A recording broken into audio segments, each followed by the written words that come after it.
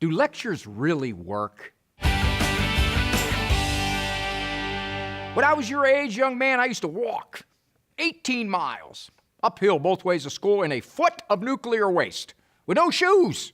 We had one pair for 14 brothers and sisters. My turn only came around every 2 weeks. We were grateful children and happy. Do we expect our kids to really respond to this and understand how it was back in the Mesozoic era? See, the law of lectures is the law of diminishing returns. The more we speak, the more we're going to get heard. False.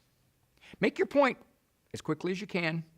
Back it up with what action you're going to take. And then, basically, let it go.